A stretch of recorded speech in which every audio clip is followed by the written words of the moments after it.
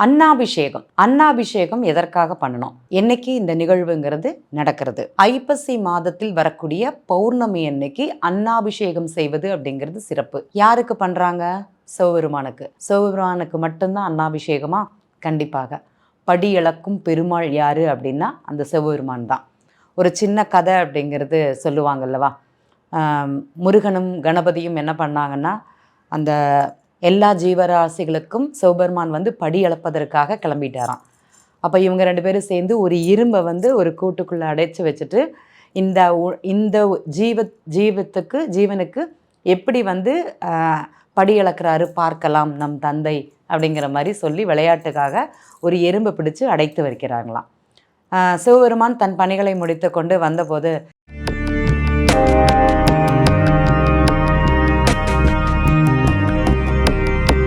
வணக்கம், ஏஎல்பி ஜோதிடர் ஸ்ரீ குரு உமா வெங்கட். கேட்டாங்களா, என்னாச்சு எல்லாருக்கும் படி அளந்தாச்சா அப்படின்னு.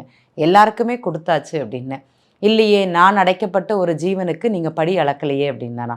நீ திறந்து பார் அப்படிங்கிற மாதிரி சொன்னாப்பிள்ளையாம். உடனே பிள்ளையார் வந்து முருகனும் சேர்ந்து அந்த அடைக்கப்பட்ட அந்த ஜீவராசியை திறந்து பார்க்கும்போது அதில் ஒரு அரிசி அப்படிங்கிறது இருந்துதான். எப்படி? அந்த படி இழக்கும் பெருமாளுக்கே நம்ம வந்து அன்னத்தினால அபிஷேகம் அப்படிங்கிறது பண்ணுறோம். அந்த காப்புன்னு சொல்லுவாங்கல்லவா, சந்தன காப்பு, அரிசி காப்புன்னு சொல்லுவாங்கல்லவா, அந்த மாதிரி அன்னத்தினால் அன்று தெய்வத்தை முழுமையாக அபிஷேகம் செய்யக்கூடிய ஒரு நாள் வந்து ஐப்பசி மாதம் பௌர்ணமி நாளில் அப்படிங்கிறது மட்டும் தெரிஞ்சுக்கோங்க. வேற எந்த நாள்லையும் இதை செய்வாங்களான்னா அது மிக சிறப்புங்கிறது கிடையாது. இந்த ஒரு நாள் மகத்துவம் அப்படிங்கிறது ரொம்ப பெருசு. எல்லா சிவாலயங்களிலும் அன்னைக்கு பண்ணுவாங்க. நம்மளும் பண்ணலாமானா பண்ணலாம். நமக்கு படி அளக்கக்கூடிய பகவானுக்கு அன்னைக்கு என்னாலானது ஒரு பிடி அரிசி, அந்த அரிசியை கொடுத்து அவங்களுக்கு அபிஷேகம் செய்யலாமா? அந்த சாதம் அவங்க வடிக்கும்போது கோவில்களெல்லாம் பார்த்திங்கன்னா, இப்போ நம்ம தஞ்சை பெரிய கோவிலில் பார்த்திங்கன்னா இவ்வளோ அன்னத்தை போட்டு அபிஷேகம் பண்ணுறாங்க, அவ்வளோ பெருசாக கொண்டாடுறாங்க அப்படிம்பாங்க. அப்போ எல்லாரும் அங்கே அரிசி வாங்கி கொடுப்பாங்களான்னா கொடுப்பாங்க. நம்மளும் தஞ்சாவூரில் தான் போய் பண்ணணுங்கிறது கிடையாது.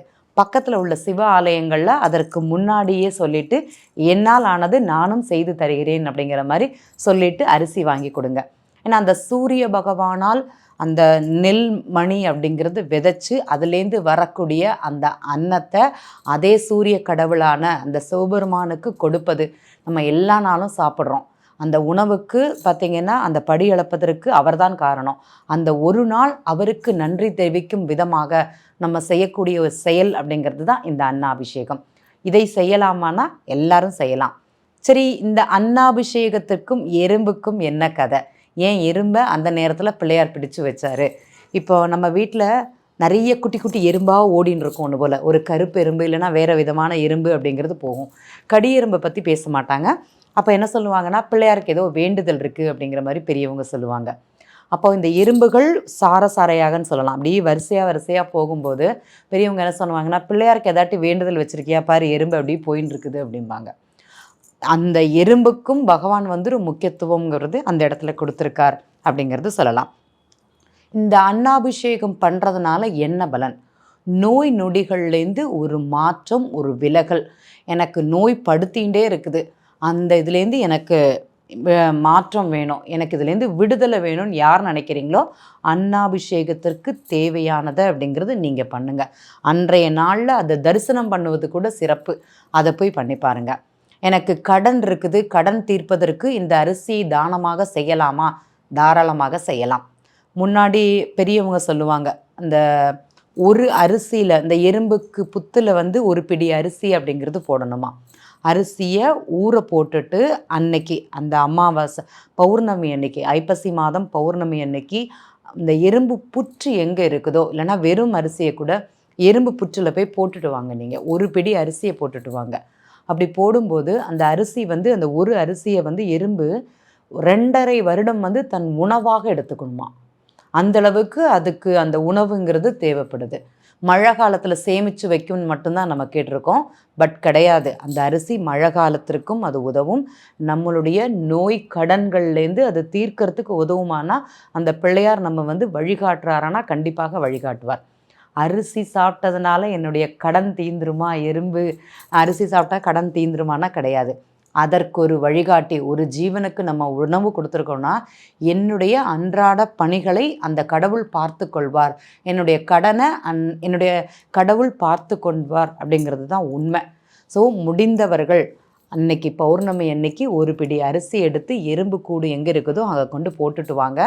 ஒரு அரிசிக்கு 2.5 வருட காலம் வந்து அந்த அரிசியை தின்னுமா எறும்புன்னா தின்னும். அப்போ நீங்கள் போடக்கூடிய ஒரு பிடி அரிசிங்கிறது உங்களுடைய நோய்கள்லேருந்து, கடன்கள்லேருந்து, எதிரிகள்லேருந்து, இந்த கண் திருஷ்டின்னு சொல்லுவாங்க தெரியுமா, அந்த இடங்கள்லேருந்துலாம் உங்களுக்கு விலக்கமல் அப்படிங்கிறது ஏற்படும்.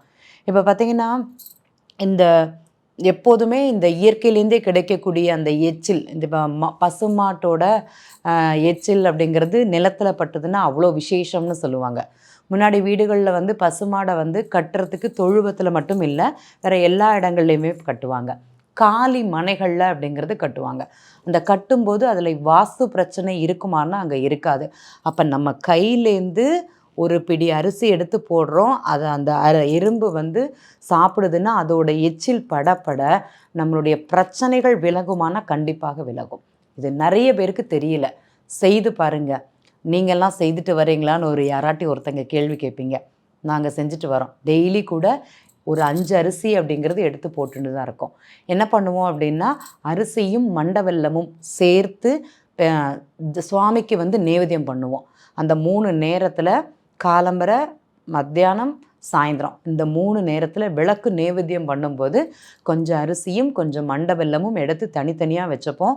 அதை 2யும் பிசைஞ்சு சுவாமிக்கு 2யும் இப்படி எடுத்து உதுத்துக்கிண்டு சுவாமிக்கு வச்சு நேவேத்தியம் பண்ணிட்டு கூட்டில் கொண்டு போடுறோம். இதனால் மாற்றம் கிடைக்குமானா என்னுடைய கடன்கள்லேருந்தும் நோய்கள்லேருந்தும் எனக்கு வந்து என்னமோ ஒரு மந்தத்தன்மையாகவே இருக்குது, யாரோ செய்வினை வச்சுட்டாங்கன்னு கூட நினச்சிக்கோங்க. அந்த மாதிரி யாரெல்லாம் இருக்குதுன்னு நினைக்கிறீங்களோ இதை செய்து பாருங்கள், உங்களுக்கு மிகப்பெரிய மாற்றங்கிறது இருக்கும். வரக்கூடிய ஐப்பசி மாதம் பௌர்ணமி நாளில் அன்னாபிஷேகம் அப்படிங்கிறது எந்த ஆலயங்களில் நடக்குது, நான் அந்த ஆலயங்களில் முன்னாடியே போய் கேட்டு தெரிஞ்சுக்கோங்க. அதற்குண்டான நீங்கள் உங்களால் அந்த பகவானுக்கு படியிளக்கும் பகவானுக்கு என்ன செய்ய போகிறீங்க, எந்த விதத்தில் செய்ய போகிறீங்க அப்படிங்கிறத பாருங்கள். நான் ஒரு பூ கொண்டு கொடுத்தேன், பூஜாரி அந்த பூவை போடலை, தூக்கி வீசிட்டாங்க, இல்லைனா வேறு ஒருத்தவங்களுக்கு கொடுத்துட்டாங்க, இந்த அன்னாபிஷேகத்துக்கு அப்படியெல்லாம் கிடையாது. அந்த எல்லா சாதத்தையும் பகவானுக்கு சார்த்தி விட்டு அதுக்கப்புறம் தான் இது பண்ணுவாங்க. உங்களுடைய நீங்கள் கொடுக்கக்கூடிய அரிசியும் பகவானுடைய தேகத்தில் அப்படி அரவணைத்து இருக்குமான அரவணைச்சிருக்கும். அதை வந்து மிஸ் பண்ண வேண்டாம் அப்படிங்கிறத இந்த இடத்துல பதிவு பண்ணிக்கிறேன். நன்றி.